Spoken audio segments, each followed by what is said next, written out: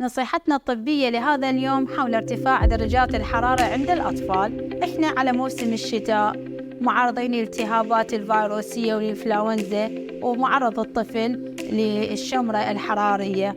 فعلى الأم تقيس درجة الحرارة بمحرار، أو إذا لاحظت ما عندها محرار بالبيت، إذا لاحظت ارتفاع درجة الحرارة عند الطفل فيفضل استخدام خافض الحرارة، شراب البراسيتول أو تحاميل. ويفضل عند استخدام البراسيتول الشراب يحتاج له وقت إلى أن ينزل الحرارة، يحتاج ربع إلى ثلث ساعة.